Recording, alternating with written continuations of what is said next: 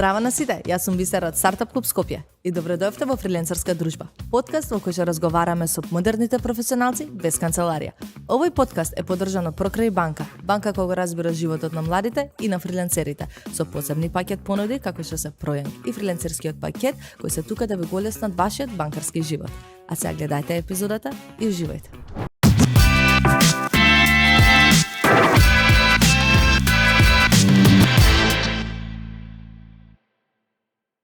Здраво на сите и добредојавте во нова епизода од Фрилансерска дружба. Јас сум Бисера и денеска наш гостин, верувам многу од вас го знаете, е Стефан Димитриевски или па Steady Flow. Здраво, Стефан. Здраво, леле, каква најава си добив. О мај гад. Како си? Ти благодарам што дојде денеска да споделиш и од твоето искуство и повеќе за... Фала ти што ме викна, баш ми е мила и супер сум. Ти како си? Јас сум многу добра, еве, почуваме ново со снимање, многу сум возбудена што ти денеска ми гостуваш.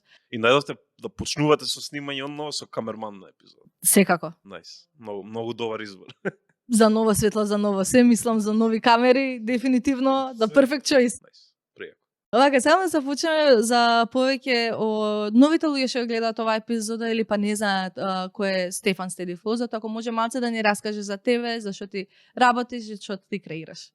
Океј, јас сум Стефан, Steady Flow, така ме знаат сите. Работам спотови, работам секаков тип на видео, ама вака последните неколку години конкретно работам спотови. И сега нешто почнав поново да бидам инфлуенсерка, почнав да креирам контент и тоа ми е интересно, таму се пронаоѓам. И уствари да, на кратко правам спотови, правам интересни видеа, што се надевам дека на сите што гледат им се свиѓаат. И на кратко тоа е само. Супер. Мислам на лабоко ќе навлеземе и во сите спотови што ги имаш работено, како си стигнал до таму, проекти пред тоа што си работел, цел твој пат заедно со совети кон сите тие што сакаат и се заинтересирани во оваа сфера, ама сакам да почнам епизодава, мислам дека со најбитното така прашање од каде тебе ти произлезе љубовта кон видео и кон креирање? Уште како мал. Мислам дефинитивно така тера. Шала на страна, да, како мал уште како дете кога бев, си правев видеа за мене, онака за лична потреба, пошто сакав да бидам магионичар, јутубер, што уште не знаеш на детски филмови. И си правев сам видеа за на YouTube и после одредено време сватив дека не сакам да работам ништо. И кога помислив што би работела да не е тоа онака баш конкретно работа, си реков па знам да работам со видеа, дај да најдам нешто кај што можам да работам и така ми почна ствари. Ствари почна што сум мрзал, што не ми се работи ништо друго и заврши тоа да ми биде професија, така да отприлика така, тоа е патот. Рече дека си почнал еве сакал јутубер да си бил со видеа со карти, со магионичарски трикови. Како личеле тие први видеа, мислам, препоставувам дома си ги снимал, како бил? Најкатастрофално што може да изгледа едно видео, така изгледа моите видеа. Со што ги снимаше? Со телефон, со апаратче такво мало дигитално, со што не, со све што ги стигнав. Со се што ги стигнав. Ми интересира дали, мислам, ги објавуваше на YouTube, имаше точно некоја прегледност, некој... Не, ништо. Ама беше така, имав 100 views и постирав на Facebook, пошто тој период беше Facebook, не беше Instagram уште. И на Facebook постирав као фала ви на сите 100 луѓе што гледавте така. Ама маркетинг си имал? Да, од мал. Подвижна реклама бе. Колку години си имал кога си ги правил? Што сам 11, 12. Па пред времето си бил.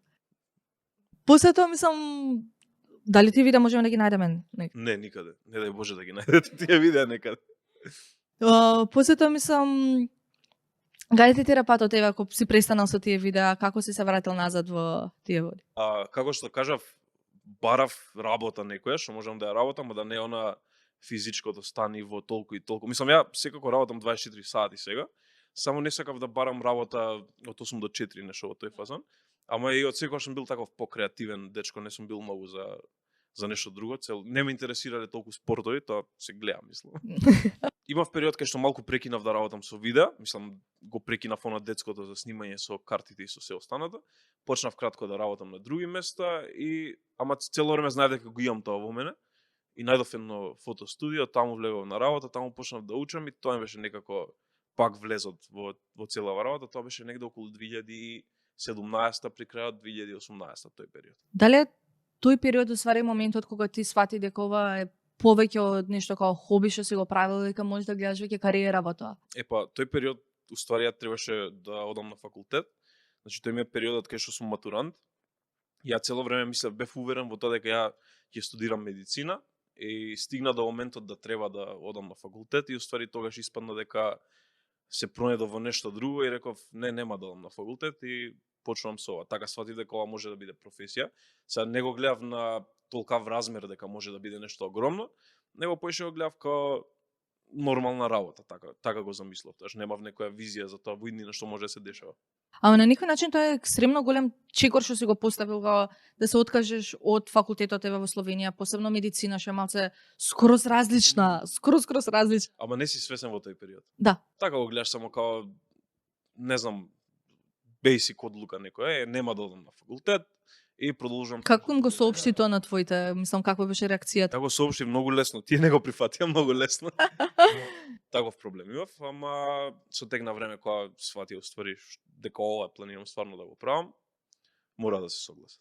Знам дека денеска на многу млади им е тешко да го направат тој чекор, посебно еве ако имаат некои очекувања од нивните дома, посебно за тој трансфер од средна школа во факултет, тука мислам дека е најбитно да само да земат силата и да си го најдат правилно пат. Не би се сложил со тебе дека е тешко сега во моментов, заради тоа што некако со тоа што имаме пристап до се на интернет, гледаме уствари дека има други опции, освен тоа класичното заврши средно, оди на факултет, влези на работа. И мислам дека сега е полесно и поприфатливо. Особено идат млади родители, као сега јас здрави ако би бил родител, би знаел дека детето мое може да ми каже не сакам факултет, сакам професија и се дури е сериозно во таа работа што Да. што ја сака, би му дозволил да прави што сака. Супер, многу убаво кажано. Кажи ми, ми интересира еве од понатака ти почнеш да работиш во студио. Кои се проектите таму што ги правиш, на што работиш? Таму уствари што почнав да правам, нема допирна точка со ова што го правам денес, заради тоа што обично сите фотостудио, особено по помали градови, као ја во Гостивар кога бев, таму почнавме да работиме со свадби.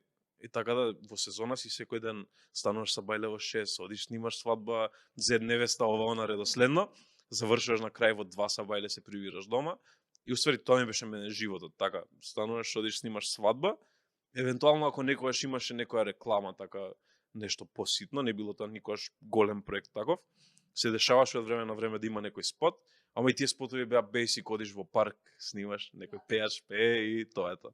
Како ти било искуството за свадби снимање, мислам, некој, еве сега, нормално тоа денеска што го работиш е скроз различно, али сигурно имаш некои интересни спомени или некои интересни дешавки што се случувале. Не дека не може и денес да ме најдат на свадба, некогаш знам да се појавам на снимање и на свадба. Значи уште си Да. слободен за свадби. Имам одредени луѓе на кои што ми многу благодарен, тие што ме научија да го работам ова, Прокам студио од Гостивар, и за нив мислам дека сега да ми се јават, станувам од подкаст и одам на снимање, така да, нив не би можел да ги одбијам, иако гледам малце да се трнам од таму, малце да си продолжам со ова креативно да што го работам, ама не значи дека не може да ме најдат на снимање на рил, на свадба, не е само спот конкретно. Не се срамам од тоа да кажам дека сум бил свадбар и дека работам свадби. Мислам дека кај многу фотографи, видеографи тука кај нас секогаш има некој ко степ што треба ги поминеш и свадба едно од нив. Бар ова е моја гледна точка, не знам ти кажи ми дали е така. Тоа е најточен мојот, само што кај многу фотографи и видеографи го има моментот на, не знам, во рап светот имаш андерграунд и комерцијала и такви некои поделби, па кај нас во нашиот свет има такви, ти си свадбар, Да. ти правиш спотови, не се сум. Само тоа не сум го разбирал никогаш, не знам што е тој момент на, дали е тоа его нешто, не знам што е, ама нема срам од работа, мислам. Тоа е дефинитивно. Тоа се чекорите. Наđеш некој студио, влегуваш таму, работиш свадби, да билдаш знаење, градиш знаење и после тоа бираш што сакаш стварно да работиш. Има некои интересни приказни од свадби што си бил, некој што онака. Охо, како нема.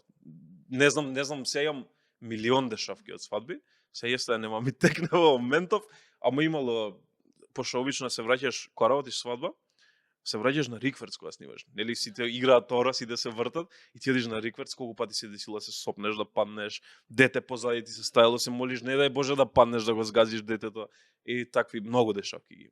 Баш интересно. Кажи ми повеќе еве дека претпоставам кога си влегол веќе во тоа фотостудио, тука ќе си имал и ти повеќе контакт со професионални апарати и како да се намести едно студио, како да изгледа со светла, со се. Дали таму ти биле тие први обучувања? Да, види, на почеток, особено јас тоа имав колку 18 години и на 18 години ти немаш финансии да можеш да си купиш ваков апарат, таков објектив и да имаш светла и се тоа. И многу е нормално дека некој што веќе го има тоа се на едно место, многу е нормално да дојдеш таму и да го видиш за прв пат и да почнеш таму да учиш. Така да мене тоа ми се деси. Ја немав моја опрема. Одев таму за да гледам како се работи. Ја кога фатив апарат прв пат, заради тоа што бев навикнат снимај со телефон или со тоа дигиталното само што ти мести се на ауто, и ја тоа мануал модот немав појма, не знаев што прави уствари на апаратот. Ама се учи. Дефинитивно. После свадбите, после студиото, еве како ќе си кажам, мислам таа стигнува само по себе. Каде те води патот? Мислам, ја ти разговарав, ама сакам ти најубаво да представиш и тајмлайн и се како се движи. Малце назад. Периодот кога одев на обука, уствари не работев во фотостудиото, тој период работев во Тобако во Гостивар и тој период одев напоредно преку ден са бајлечки одев во фотостудио да учам, навечер работев трета смена во Тобако и тоа неколку години така напоредно ги работев стварите. И кога се решив дека сакам нешто да сменам, тоа си кажав, окей, мислам, не си кажав, се собравме екипа и рековме идеме во Скопје, сега да пробаме да правиме спотови. Ние направивме некој спот, дури бевме уште во Гостивар, ама после тоа рековме дај малце посериозно да ја фатиме работава, интересно е.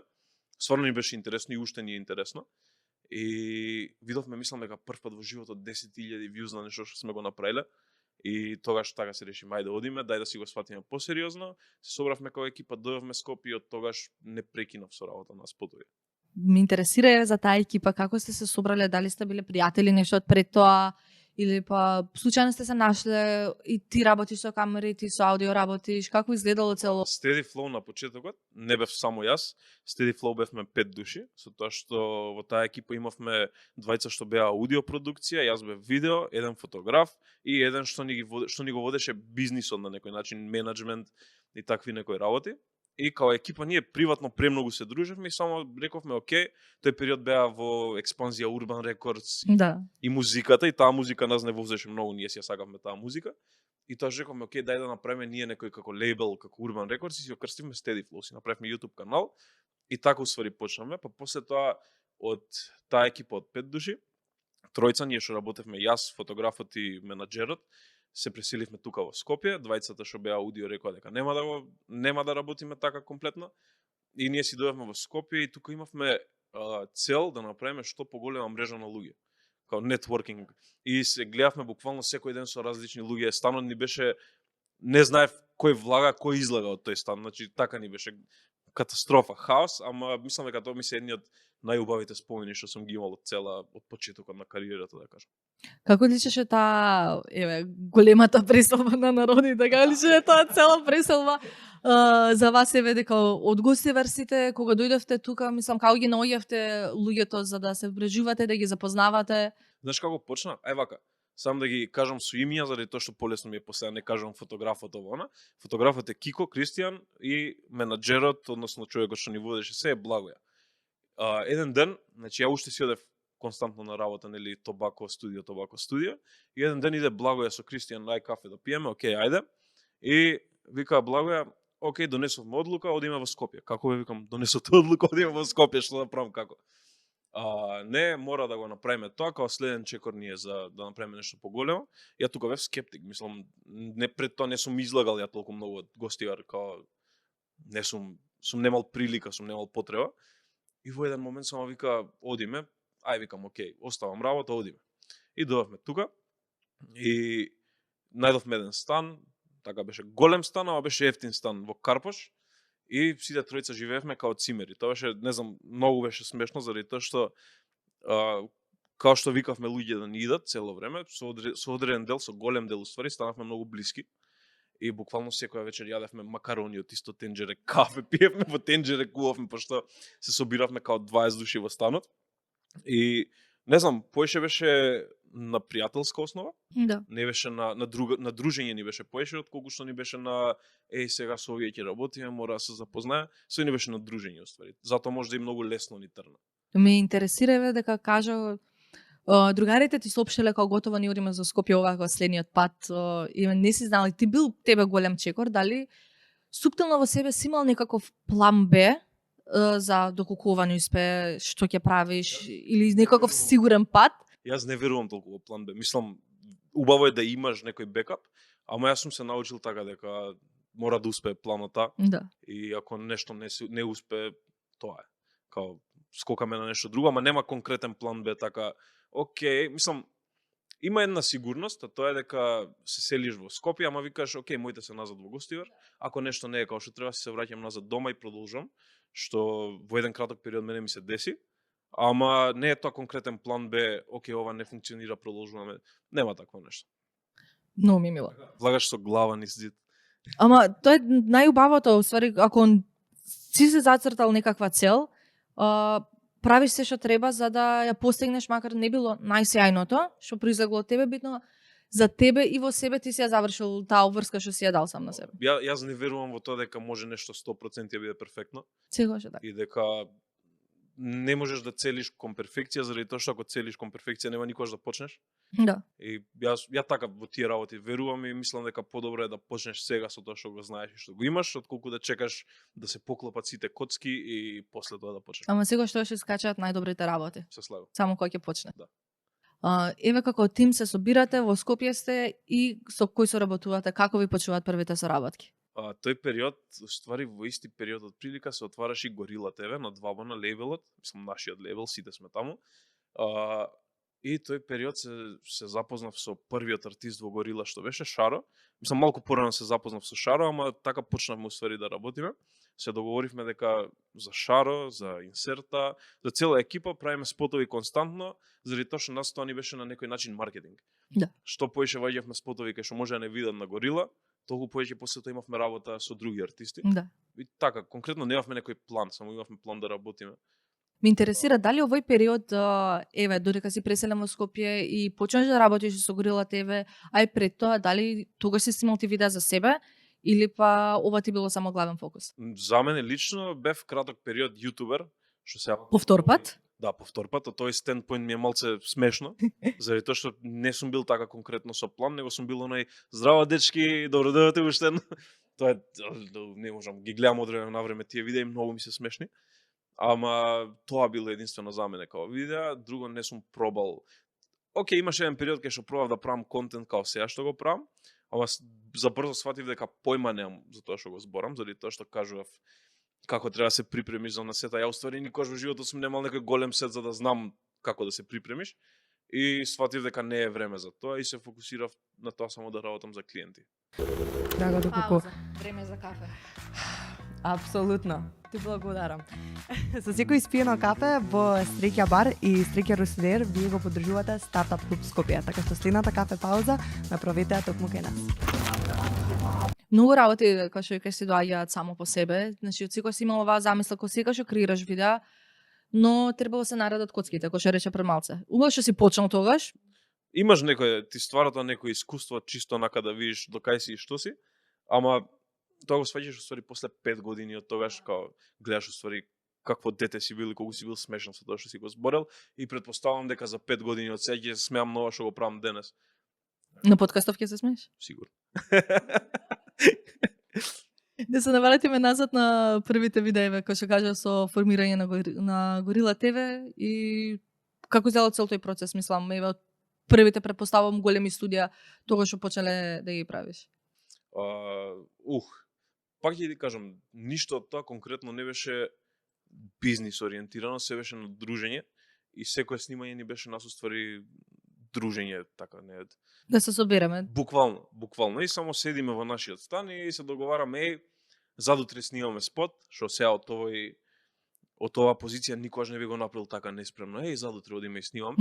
Така беше герилски малци, излагаме на улица, земаме 2 црвени светла и снимаме. Тоа ни беше уствари тактиката. Тоа работеме повеќе на квантитет. Сега мислам дека се префрли таа работа со тек на време да биде на квалитет, можда помалце проекти, ама поквалитетни. Ама тоа е нормално со текот на годините, мислам развиваш осет за тоа што треба да правиш и Така се учи, мислам, еве и за да се позиционираш и сам себе, стварно мораш првично многу да извадиш кога окей, еве на секаде се појавуваат дечки бе. У тој момент. да, онака да ти излага од фрижидер, отвараш и ти излага Шаро од фрижидер. Исто така тој период, мислам само малце да навратиме назад, бидејќи зборевме дека ти еден период си работел уствари и за американски јутубери и дека си монтирал видеа за нив. Да, јас пробав да бидам фриленсер, мислам пробав. Се ова што го работам е всушност фриленсинг, ама она конкретното работам за странци моментот. Тоа пробав да го работам, тоа е еден краток период кога ја се вратив од Скопје во Гостивар, не знам, околу 7-8 месеци. И тогаш викам што е следно, да најдам некоја работа. И некако, не знам, скролав и ми излезе на ад на YouTube, ми излезе, не знам ни како се викаше фирмата, више искрено да ти кажам. Ми излезе фирмата и викам чекај да аплицирам. И таков се тресеш, праќаш портфолио што имаш и се тресеш и ти стига, окей, имаме тест за дали да те примат или не.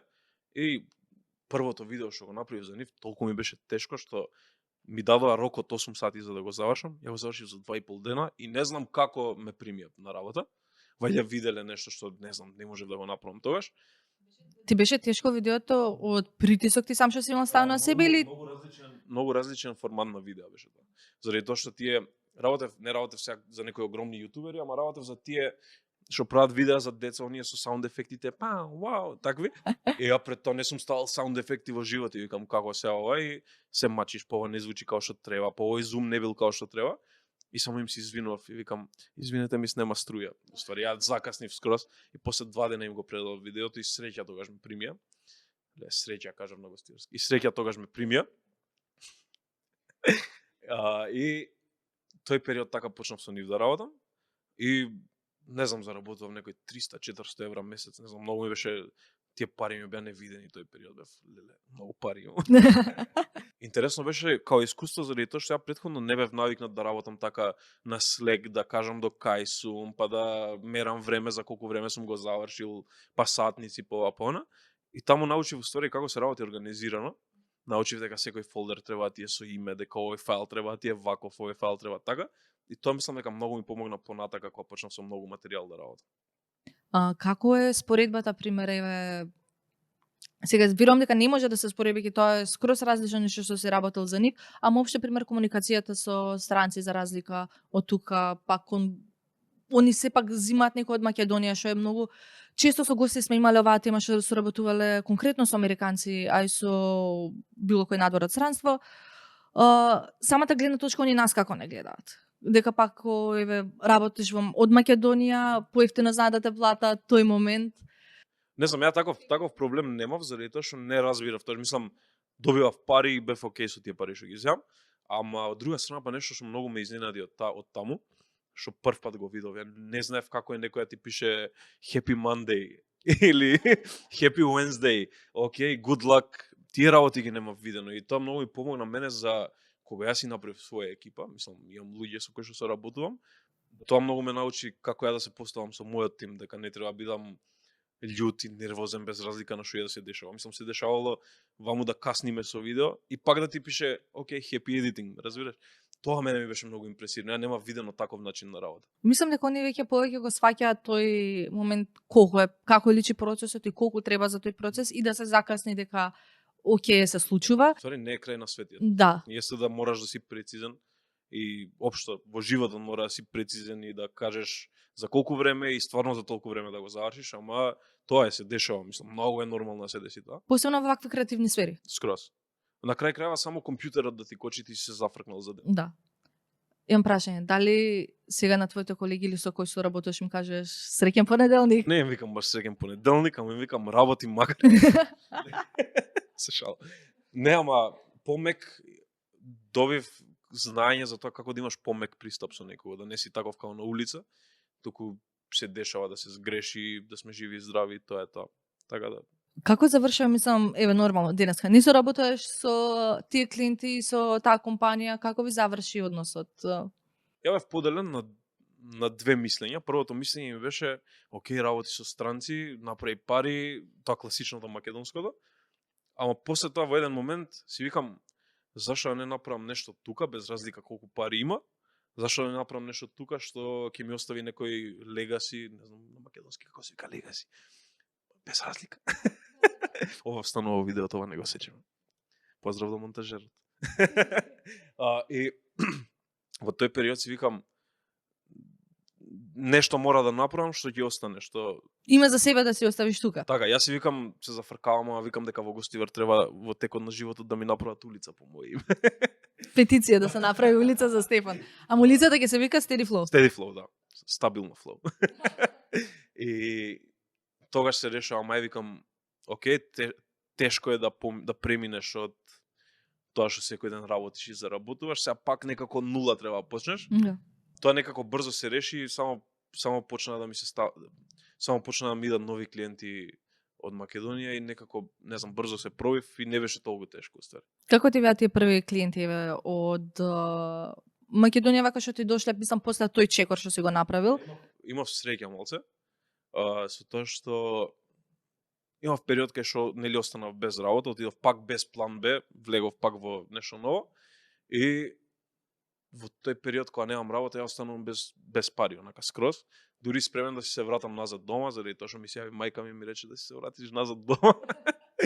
И јас спремен така да се вратам, буквално 3 дена пред да почнам да се пакувам за назад. Ми се јавува една инфлуенсерка наша, популарна, и ми вика дали сакаш фул тајм да работиш за нас. Океј, има плата, супер, јај се јавам на мајка ми и викам не идам дома. Останувам тука. И така почна цела работа. Некако сватив дека треба да си имаш некој личен маркетинг, да постоиш негде за да те видат, за уствари да развиеш мрежа на клиенти и да почнеш да заработуваш. И така, од таа инфлуенсерка на друга, на инфлуенсери, 300 чуда и некако им дојдов до период кај што не можев глава да кренам од работа. Само рилови. Тоа сакав да прашам дали цело време било фокусирано на рилови, али како било соработката примериве со наши инфлуенсери? Знам дека имаш соработувано со премногу, ако не со скоро сите. Како било соработката? Дали некои интересни приказни што се сеќаваш еве со некои инфлуенсери што може да споделиш? Во моментов не ми текна на ништо, а имам мал милион. Например, првите работни искуства ми беа со Ана Стојанова Пичарми и тие ми беа, отидовме во Шпанија, Франција и Италија. Ја, 50 жени и камера и одам и снимам рилови за сите. Тоа беше такво хаотично искуство, ама има многу случаи, премногу. Како изгледа, дали нешто вако ти си има случајно кога инфлуенсерот не го осеќа дека е добро видеото, ти знаеш дека ова сега што си го снимила е предобро. Како, пример, дали има убедување со нив или... Па има, ама на крајот од денот клиентево прашање и мора да ги исполниш неговите очекувања. Ја колку и да викам дека ова мене ми се свиѓа и ова е вака правилно, ако тебе не ти се свиди како клиент, ја морам да направам нешто околу тоа и да го преработам. Сега не секогаш било онака 100% мислењето на клиентот, во главно било цело време 50-50. И ја давам мој инпут и тие даваат нивни инпути, така сме се наоѓале. Не било ништо, немало потешкоти реално. Значи супер ни се инфлуенсерите се радат. Најbolji инфлуенсери на Балканот имаме тука во Македонија. Поради видеата. Поради мене. Точно така. Се шалам. Ме интересира еве ова верувам и многу гледачите ги интересира еве дека сите следиме социјални мрежи, сите скроламе, мислам малку само се фокусираме еве и на овој дел од самиот формат за снимање рилзови пред да стигнеме мислам до главното и до главната тема, тоа се конкретно спотовите, а и се понатака. Колку од креативниот инпут и креативниот аспект од како ќе личи видеото или тоа се си вклучен ти, а колку е целата замисла на инфлуенсерите позади? Кога работев со инфлуенсери, кога правевме Instagram контент да го наречам, кога работев со нив, обично нивна беше идејата, нивна беше замислата, моја беше видеото да го направам да изгледа најпрофесионално што можам и таква ни беше соработката со сите инфлуенсери. Сега нормално дека ја изградив некој искуство од претходно што работев со инфлуенсери, па при крајот на мојата работа со инфлуенсери многу давав мој инпут од типот на ај наместо да го кажеш ова, кажи го ова, многу е подобро за хук. Во главно така беше 50-50, буквално инфлуенсерот иде со идеја и со скрипта, моје беше да направам да изгледа и да звучи добро, тоа ни беше соработката. Дали еве верувам на почетокот усвари не верувам, интересира дали било вака, ти прв ги контактираш инфлуенсерите, они тебе те контактираа веќе од кога повеќе разнозна за тебе? Јас сум имал среќа да се поврзам со некои луѓе што ме поврзале со други луѓе, па да ме поврзале со трети луѓе и не сум бил во ситуација да треба да контактирам некого, ама цело време во моите видеа, особено сега, им кажувам како да најдат клиенти и дека не е лошо да контактираш и ти, да се понудиш, да знаат дека работиш за да може тие да те земат да работиш за нив. Така да јас не сум контактирал, ама многу е правилно да го направиш тоа. Склопи портфолио, контактирај го потенцијалниот клиент и надевај се на соработка.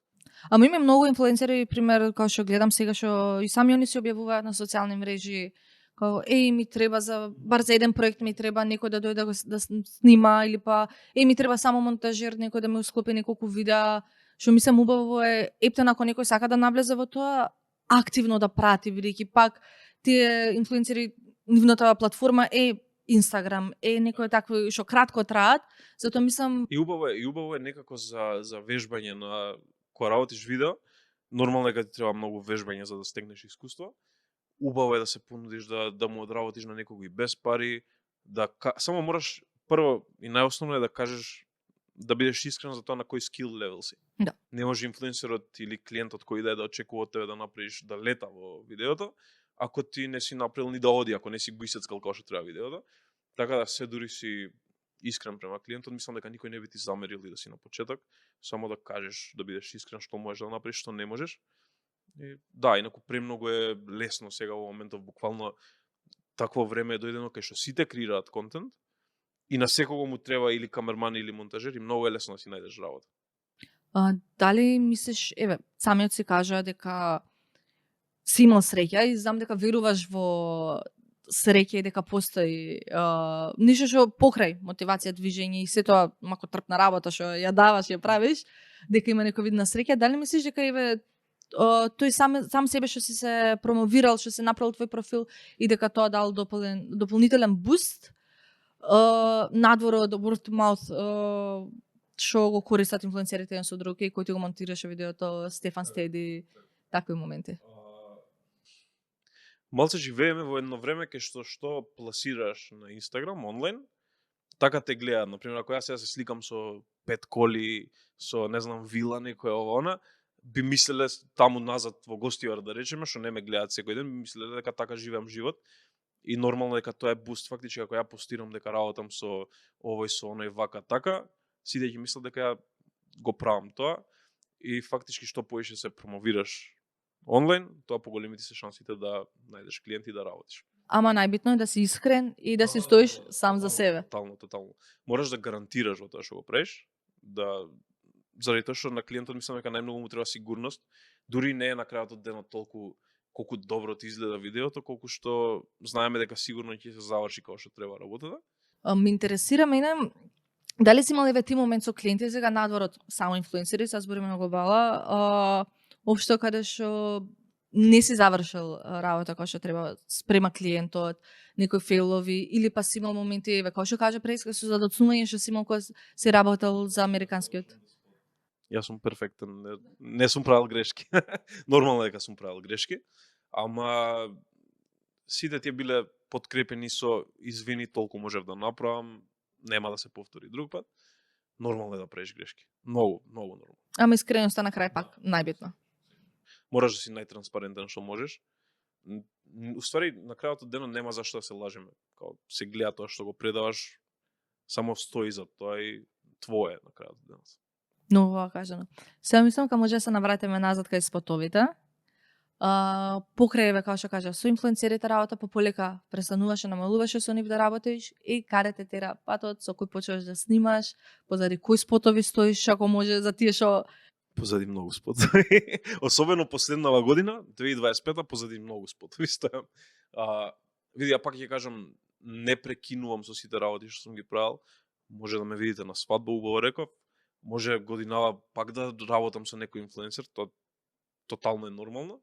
Ама да, се реши во еден период дека оставам со се работа и почнувам да работам на спотови. И најмногу спотови сработев во 2025 со Два Бона, нивниот албум, со Сладкаристика, неговиот албум, па и на вториот негов албум, така да многу спотови во главно, претерано многу спотови направив година. Посебно ќе навратам за Сладкаристика моментот, каде што е некој што нашите генерации растеле со него. Како е сега да соработуваш со некој што верувам си го слушал како мал? Ја имав дома, не знам како му се викаше тоа, првиот албум ли беше или од концерт, нешто имаше постер и тој постер беше во гостивар во Тобако, беше на излог за да купат карти или да купат албумот, не сум сигурен. И знам дека ја терав мајка ми да го земе тој постер од Тобако, да го земам да го имам дома. Имав залепено колку цела врата постер од Слаткар и сега замисли колку ми било јако кога сум работел со него. И му го имам кажано на него, тој се смеевме на тоа. Така, гледаш имаш постер дома и сега денес може да му се јавиш и да работите и се остана. Ама тоа е на некој начин како животот те терал, мислам, еве, со моментот кога од Шаро што те запознал, што се запознал со Шаро уствари, па полека преку него го горила тебе, цело време на некој начин си бил на правилното место, правилното време и со се тоа покрепено. Но тоа е butterfly ефект, тоа е на малите избори што ги правиш, што не си свесен дека може да ти донесат големи ствари. И така да мислам дека секој проект што сум го прифатил, секој чекор што сум го направил ме донело до тука. Сега конкретно ја цело време викам среќа, ама не е баш среќа, него целиот резултат е работиш, не спиеш, тешко ти е, не ти е баш лесно под притисок си, ама генерално земено ајде да кажеме имал среќа. Тука маце ќе се спротистам со тебе бидејќи еве од Немој да се спротиста. што знам што си работел, неки ти се допаѓа. Ајде. Што знам што си работел и ево цели муабети што сме ги имале јас и ти, колку си работел, има доза на среќа, да, ама се тоа е покрепено назад од твоето искуство, колку си работел, колку крв, пот, се си остави. Истото го збори. Да, тоа само да кажам, да. Има мала доза. Да, имам мал дел среќа, ама се е напорна работа.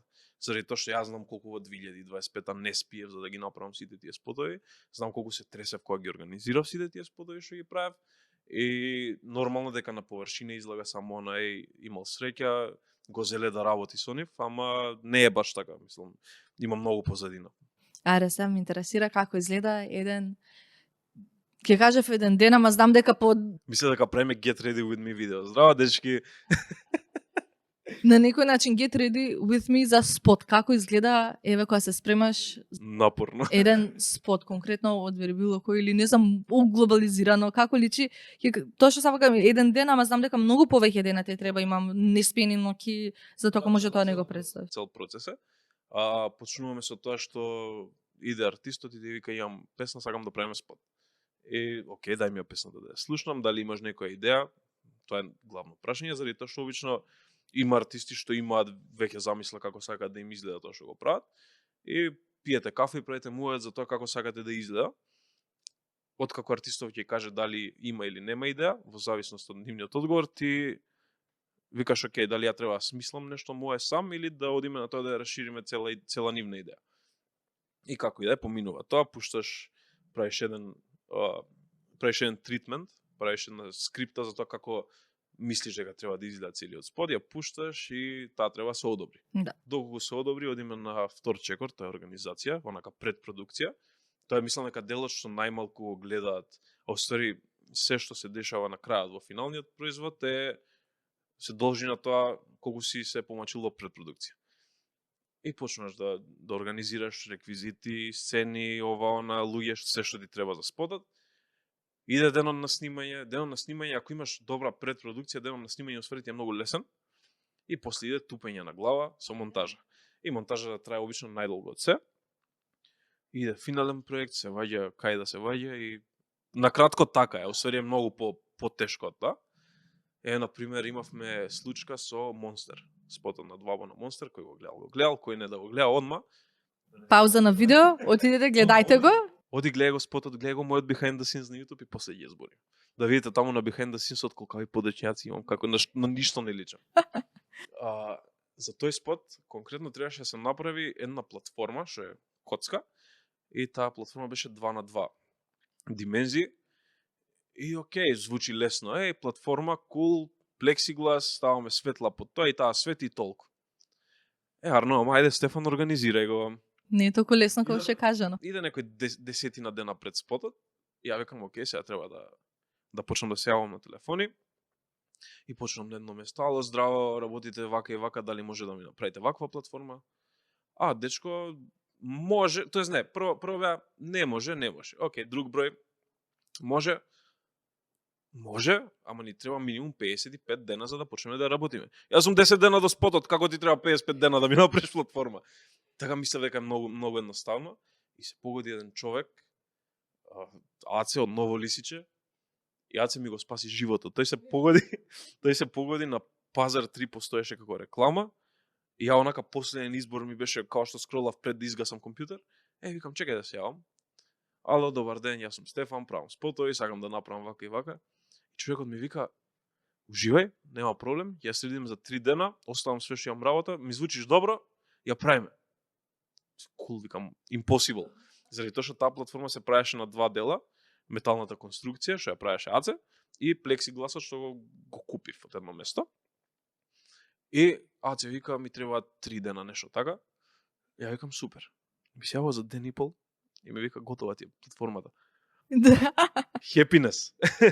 И одиме, ја носиме во студио, тоа ми беше толку бев под стрес заради таа платформа, што после тоа све ми изгледаше лесно више од која решиме. Го гледав спотот и од кога мислам ја кажа приказнава, отворив одново да го гледам, за тоа стварно отидете сите да видите што позади се излегло. Имате 20 минути контент за дури ручате да гледате видео како да не видите усвари мене под стрес. Точно така. Да видите како целиот сум лево, десно, брз, таков, не знам ни што зборам на моменти до толку. Од денот останавме 19 сати на снимање. Ја од тој ден мислам дека комплетно спомени имам 15 минути. Све другото ми е блур, све другото ми е така. Тоа што го имаш на видео. Тоа што сум го гледал. Знаеш, ми беше тешко да си го измонтирам behind the scenes-от, заради тоа што знаев во даден момент колку сум изморен и тоа што го гледав таму што се гледав самиот, ми изморуваше мене што го монтирав сега видеото. Не знаеш, тоа беше многу чудно чувство беше. Нема многу бава што еве си решил и ги снимаш овие behind the scenes моменти, баш за на YouTube да ги пласираш у малце подол контент. Ама дали тоа додава дополнителна тежина додека снимаш спот, бики знаеш дека треба да снимаш behind the scenes? Па, што знам, гледам да се многу природни. Значи, буквално да иде човек позади мене со камера и гледам се тоа да е премногу природно. Не можеш да нашминкаш нешто и да направиш. Само снимаш тоа што стварно се случува.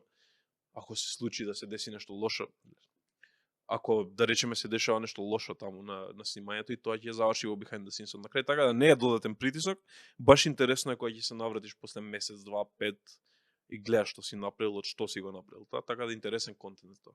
Ме интересира. Извини што те прекинав, ама во главно ги правам за сите креатори, за сите што сакаат да почнат, да видат усвари каков е процесот. Заради тоа што ја сум немал како да видам каков е процесот, освен да одам на терен со некој од кој што сум гледал и тогаш да сватам дека ова се прави со светла, ова може вака да го направиме. И мислам дека тој контент го правам само заради тоа, за некој друг да му помогнам да свати како функционираат работите. Многу ме интересира, мислам ќе да фатиме таа тема за скоро, за како ти си учил да монтираш видеа, цел тој процес сам што си го направил, али прво сам сега да те прашам, еве сега кога гледаш некои постари спотови ти што ги имаш направено. Дали си ги забележаш, не знам, тука можев подобро, тука вака, сум можел да сменам, ова е предобро, ова можам и сега да го искористам. Каков е твојот аспект сега кога се навраќаш назад на стари спотови? И дали си имал некој тогаш, еве кој што кажа, ако има лош момент на сред снимањето, ќе го има behind the scenes, ама порано кога не си снимал behind the scenes, дали имало некој такви интересни случаи? Во даден период ти мислиш дека тоа што го правиш најдобро што можеш да го направиш и обично се трудиш да го направиш најдобро што можеш. Така да спотот што сум го правил пред 5 години, што сум мислел дека е перфектен, и спотот што го правам денес немаат допирна точка, да си ги гледам грешките, ама не би сменил ништо. Да. Заради тоа што толку сум знаел во тој период. И нормално. Ама сепак стоиш позади тоа и е стварно нешто што од најскрено од мој личен аспект што сум гледала еве сега што го истражав, кога гледав стари спотови ти што ги прави стварно и тогаш биле предобри. Баш ми е мило што го слушам ова. Сега знам дека вистината е дека можело тогаш подобро, ама толку се знаеше, толку се можеше. И претпоставам пак ќе кажам дека за 5 години од сега, ова што го правев пред месец дена ќе ми биде смешно и ќе бидам уште подобар денес.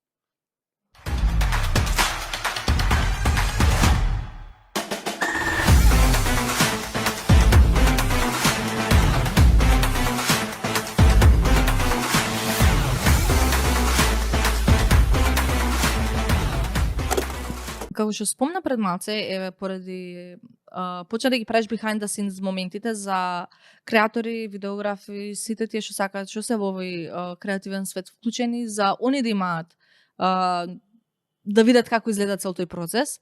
Исто така почна сега нов серијал на YouTube каде што објаснуваш луѓе како својот стил да си го пронајдат, како да ги најдат своите клиенти и целото. Дали тоа сметаше нешто што тебе екстремно многу ти фалело во тој период ти кога си започнувал? Мене во мојот период кога сум започнал ми фалело здраво комјунити, здрава заедница на луѓе што креираат како мене и ментори да ги наречам, луѓе што може да те научат, некои што се многу пред тебе. Тоа ми фалело и сметам дека со ова што го правам можам на тие што сега почнуваат да им помогнам и да им кажам дека и ова е професија, дека и од тоа може да се живее како што треба и дека тие работи се прават така, не се прават како што мислат. Така да целта ми е да има заедница и во таа заедница да може да се учи, да се подава со проекти и да се направат многу поише видеографија од тоа што има моментално, иако има многу, не сме малце. Еве кажа дека ти фалеле ментори на некој начин, ама кај нас постојат тука денеска што на факултет исто така има академии за видеопродукција. Болна тема ми е тоа, не. Какво е твоето мислење на оваа волна тема? А, Од човек еве што сам седнал и сам да, јас во животот немам ден школа за видеографија. Не сум одел на никаков курс, не сум одел на никаква академија. Цело школа ми било гледање постари батковци како работат и цело школа ми било YouTube и искуство од терен. Така да не знам што да кажам за академиите и за факултетите. Не викам дека е лошо, само зашто да даваме пари за нешто што можеме да го научиме на YouTube, каде што е веќе бесплатно достапно. и на крајот од денот зашто би давал толку многу пари, заради тоа што не се ефтини. Академија претпоставам околу 2000 евра. Да. Толку многу пари да дадам за на крај некој да ме научи од книга, ова се сече, ова се прави. Не, мене ми треба вистински живот искуство, некој што стварно го поминал. И тоа пробувам да им го давам на сите што почнуваат уствари. Тоа е моето мислење за факултети и за академии. Наместо да трошиш година, 2-5 на да платам и да одам да учам, преби тие година 2-5 да одам по некого, да се залепам за некој и да учам, да гледам како работи. Многу убаво кажам. Мислам, со пракса најлесно се учи секогаш. Ти викам, немам ден школа околу ова, знам дека според книга не сум бил никогаш точен. Зборам според она што го учат на факултет за филмска камера и монтажа. Според книга не сум бил никогаш точен, ама се што сум направил функционирало и со тек на време само сваќам кај сум грешал. Мислам дека сите може исто да фалат како мене и да отворат YouTube или да земат некој курс што е краток, што не е толку скап, чисто само за да ги добијат основите и да се залепат на човек што може да ги научи. Ме интересира еве како што тераш ти со новиот серијал, мислам сите да отворите на YouTube, на неговиот YouTube канал, да ги гледате, топло ви ги препорачувам. Па кога вика сите, мисли сите стварно, сите. Јас што не се занимавам со камери, со снимање, со тој дел, ги отварам, ги гледам видеото, општо што ме интересира, се кратки, ама многу јасни, многу концизни, затоа Heads of Hall, тие стварно се преинтересни. Мислам дека можеме малце да чекнеме сега оддел за сите што ги интересира да почнат со ова. Кои се твоите главни топ 3 совети што можеш да ги дадеш за некој што сака да биде утре видеограф? Не мора само за спотови, општо дали било за лична употреба, од општо монтирање. Нема да дам 3 совети или такво нешто, само ќе кажам дека треба да се спремни на тоа да гинат на терен.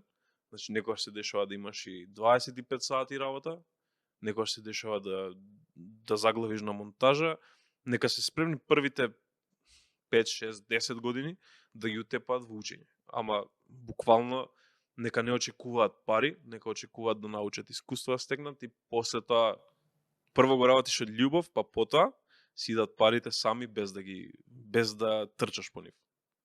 Многу ме интересира еве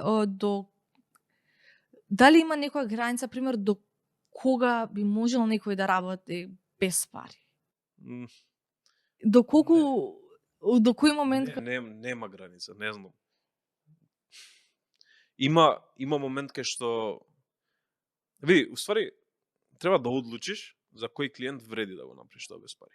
Ако си без портфолио, ако сега почнуваш, кој нормален клиент би рекол, окей, дојди работи за мене, ако нема видено што си сработи? Да. Никој не би го кажал тоа. Гледаш дори не набилдаш добро портфолио и кога сметаш дека имаш доволно добро портфолио, тогаш влегуваш на тој момент да бараш пари. Ја не викам дека ние треба сега да трчаме за без пари посегува, само да има добар клиент за кој што вреди да го правиш тоа, заради тоа што некој клиент може ти донесе 15 други клиенти. Да. Тоа е, ако го најдеш точниот клиент, мислам дека слободно одработи го без пари, ќе донесе многу поише од пари. И врати му се назад ако требаше еднаш. Не знам, не пропагирам за тоа дека ние треба да работиме без пари. Јас сакам да ги заштитам сите колеги, сакам да заработуваат доволно, ама зборам за тие што се на почеток дека не треба да скокаат по пари, треба да сами ги си дојдат. Се само иде. Имам следно прашање што ми е околу монтирањето, бидејќи еве за љубовта кон Дали ќе ни ја измонтираш епизода? Тоа ли е прашањето? Да. За пари. Да. Се шалам. Не, прашањето ми е, препоставувам дека се научил да монтираш покрај сам што си вежбала на своите сам YouTube видеа. Еве, и препоставувам и во студиото првично кога што си работел таму веќе малце попрофесионално си почнал да монтираш. Кој е твоето мислење за денеска, пример од новите алатки што излегле како CapCut, што многу видеографи или поопшто контент креатори го викаат како не, таа платформа која е Canva за илустратори. Тој има. Ја имав едно видео на Инстаграм што сакам да го избришам и најверојатно ќе го избришам. Ја мислам дека треба да го избришеш, веќе знам точно за кој збориш. Излага еден период Instagram Edits. Ја верувам толку многу во таа апликација на Instagram што излагам и така јако кажувам CapCut е мртов. Уствари сваќам дека CapCut е многу корисна апликација, дека Instagram Edits не покажа колку што ветија. Така да ја немам лошо мислење за софтвери, као јас сум отворен за тоа да се работи на Canva, отворен сум на CapCut да се работи, AI да работи, мислам нема зашто да си ги ставам тие блокови во глава, а не ти не си професионалец ако не работиш на таа и таа програма. Не си професионалец ако не работиш као што треба, мислам. Ако не си ги исполнуваш тие работи што си ги ветил кон клиентот и прво тоа пред се. А да се навртам малце за видеото од CapCut е мртов, да знаеш дека поради тебе јас имнав Instagram Edits. Јас многу се извинувам што те зафркнав. И пробав стварно пробав да користам, ова беше баш тој период кога го бе видеото. Јас сум окей, супер, сега за стартап клуб Скопје видеата дека јас ги монтирам голем дел од розовите. Сум као сега ќе пробам тука, има сигурно нови фичерс. Пробав, душата се измачив и сум као Свери, знаеш што ја нема да го избришам тоа видео. Само кажувам, така гледам во камера и кажувам дека сгрешив со тоа што го кажав. Видеото нека остане, ама слободно користете CapCut. Ве молам, не Instagram Edits.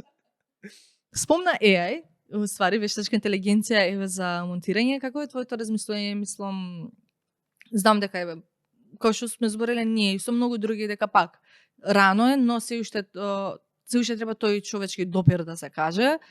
Како е твоето мислење за AI за монтирање? И дали користиш? Мене ми се смешни оние што викаат дека AI ќе не смени комплетно. Не можеш ти да замениш нешто што е човечко.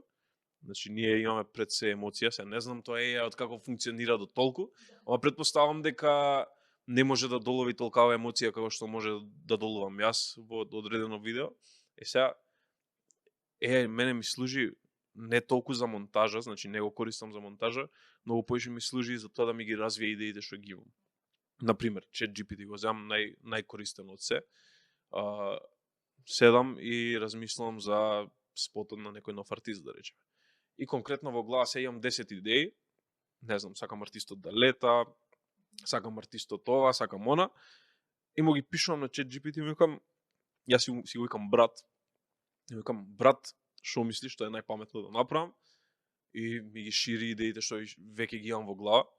Така да многу се корисни тие работи. И плюс сега да не правиме увет за тоа колку работи се кратат, визуелни ефекти можеш да правиш со AI.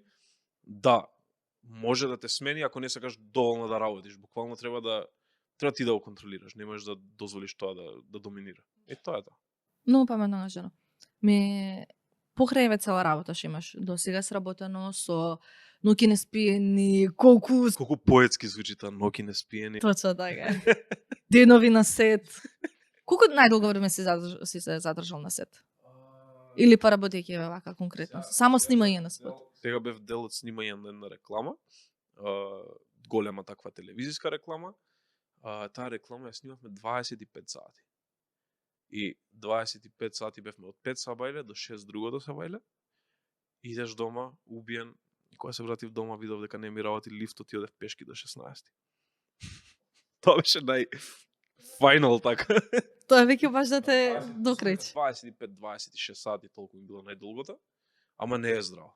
Не е здраво тотално, ама па кога го сакаш, некако брзо ти лет. Многу ме интересира, кога што кажа дека си имал 25 часа снимање, а и некои денови со монтажа кога си заглавил, дали си чувствувал бърнаут, уствари, дали си дошол до тој момент каде што си преоптоварен од премногу работа и како си се справаш со тие моменти? Нашава работа као креативци, уствари многу често може да ни направи да имаме бърнаут, особено ако премногу работа наеднаш имаме, ама нема што, седнуваш и работиш и тоа е тоа. Да, убаво е да имаш паузи, убаво е да си направиш одмор, ама во реалниот свет не функционираат баш така работите.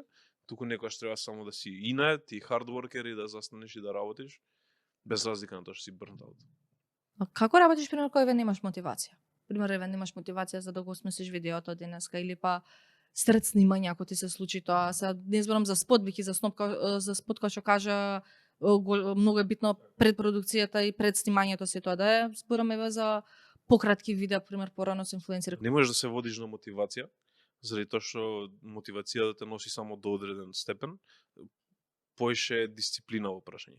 Знаеш дека мора да станеш денес во 6 и да одиш на терен и да работиш и да уснимиш и да измонтираш до, да речеме, 7 декември, тересам глупости, ама ако имаш дедлайнс, мора да работиш и тоа е дисциплина уствари. Да.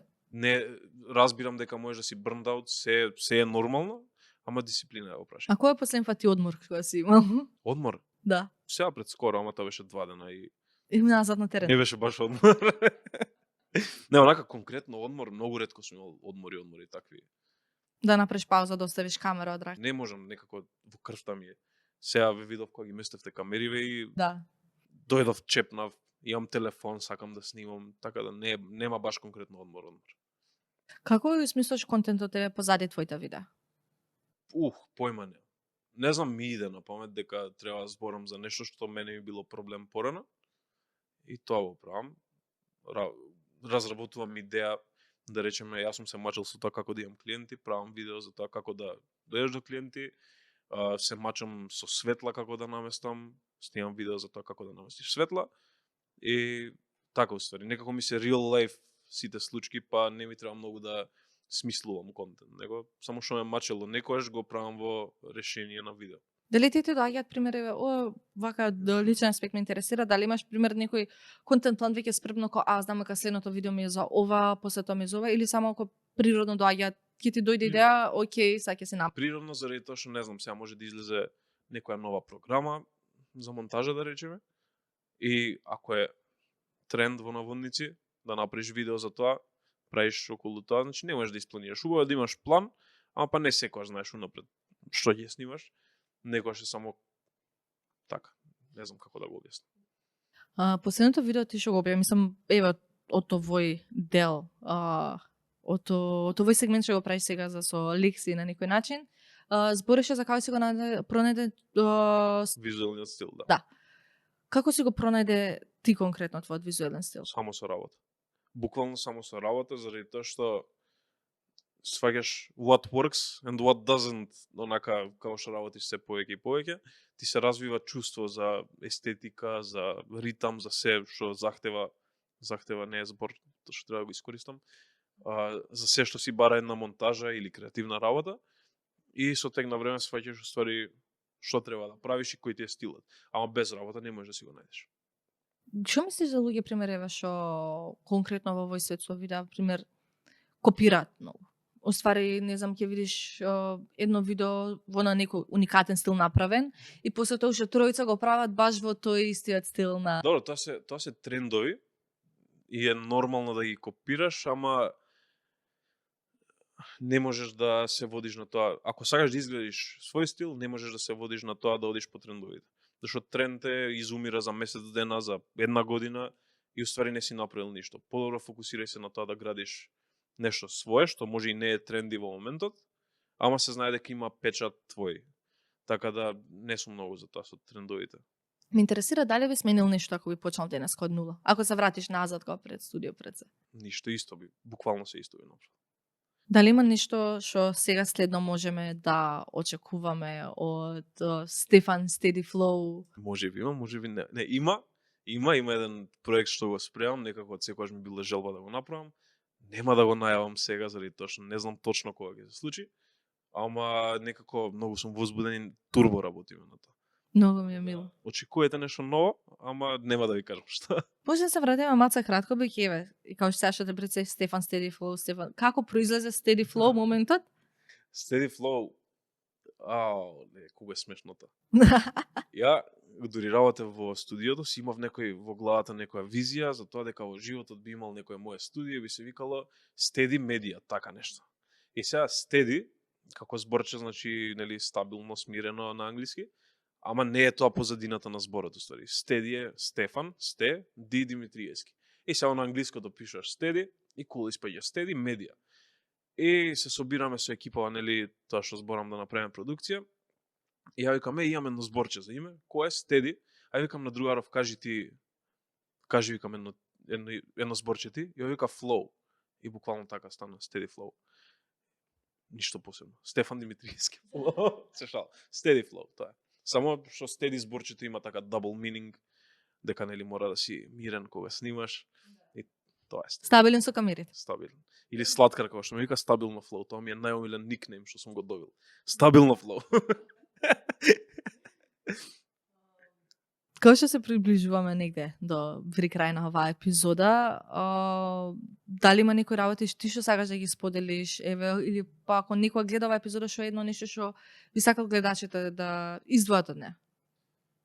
Ја усвари цело време мрчам за тоа како треба да работиме, така да ја пак оставам на тоа дека треба да работиме на себе.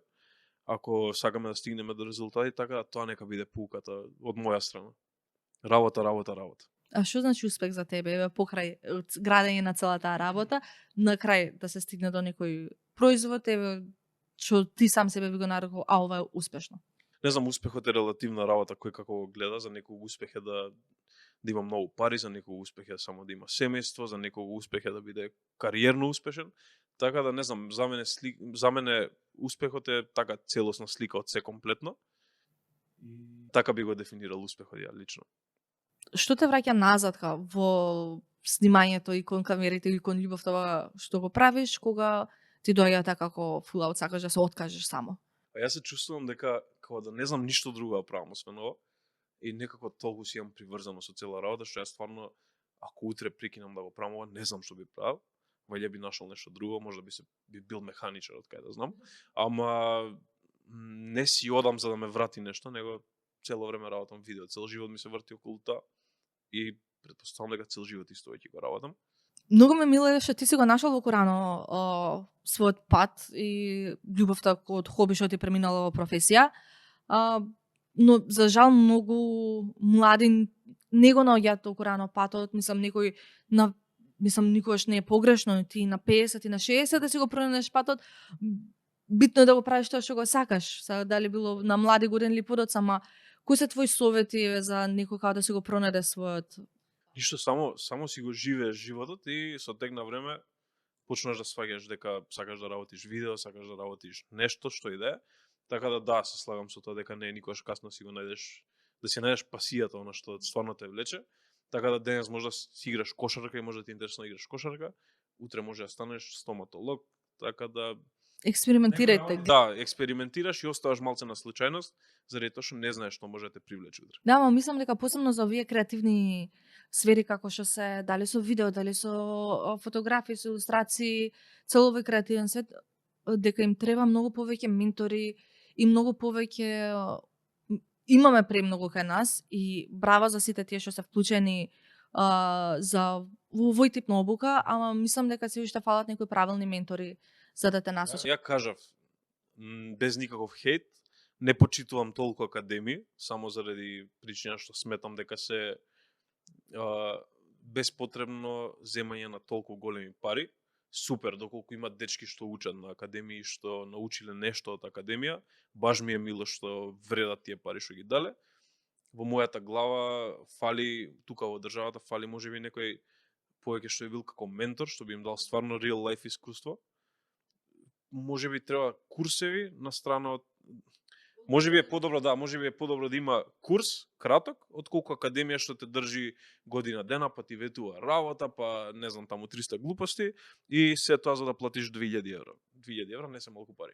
Да, посебно за некој Дојди, кој сака е отворен повик, кој го гледа видео, нека дојде со мене на терен да види таму академија, да види како работиме. Многу повеќе ќе се исполни со знаење ако дојде на терен, отколку што да оди секој ден школски со ранчето на академија. Дали си отворен ти за да направиш некој настане за конкретно за ова што викаш, бар почетна некако вид на не пракса, ама да те стави на некое практично искуство, да ти покаже, вака се мести светлото, вака се мести камера. Види, ја нема се ставам сега во улога дека ја знам се, ама затоа имам екипа од луѓе што секој си ја знае неговата работа и многу би сакал во животот да имам настан кај што на некого нешто ќе му покажеме, заради тоа што пак ќе се надоврзам на тоа дека сакам да градам заедница. И сега негде на Инстаграм го убацувам тоа Project Steady, а Project Steady треба да биде нешто многу поголемо од тоа што е сега, само за сега знаете дека градиме заедница, што треба да е здрава на видеографи, креативци, фотографи, дизајнери, се околу мултимедија. Така да би сакал да имам некој таков настан, само што не би го направил сам, заради тоа што пак ќе кажам, можеби јас имам пронајдено во тоа да бидам монтажер главно. Тоа не значи дека сум добар камерман, ама имам добар камерман што може да го пренесе тоа знаење и така. Заедница е зборот ствари. А како мислиш за заедницата моментално што е тука во Македонија за креативци? Вака е супер, има поддршка, има се, ама многу сме раштркани, тоа мислам. Мислам дека тоа е окей, сите си имаме своја работа, ама мислам дека треба да има едно место кај ќе бидеме заедно, кај што можеме на некој што помалку знае да му помогнеме, некој што поише знае да ни помогне нас, не знам, некој што му треба за утре објектив за снимање да му го даеме, утре тој да не излезе во пресет. Тоа мислам под заедница. Така да окей сме, ама може да бидеме многу подобри. Многу ми е мило. Ти благодарам што ми гостуваше денеска овај. Фала ти многу на покана, баш ми беше интересно и поима немам колку време поминало, а некако многу брзо ми помина. И мене исто така многу. Или ја дека многу брзо зборам, како да рапувам. Си фатил нешто од снимање на спотовите. Словно може да им кажеш на гледачите каде може да те најдат на YouTube и на социјални мрежи. YouTube, Instagram и се останато на интернет stef.steady, тоа ми е юзернеймот за кога јас креирам контент. Steady Flow е всушност името на мојата продукција под која правам спотови и разни останати видеа, така да тоа е Stef Steady, Steady Flow, побарајте и видете ме. И кога ќе видите интересен спот, отидете во дескрипција. Сигурно пише Steady Flow, да. Да. Ти благодарам уште еднаш премногу што ми гостуваше. Дечки, заследете го него на социјални мрежи. Ви кажувам со топло срце, намилено видео за гледање додека јадеш. Само не го слушајте на кепката мртов и се друго, окей.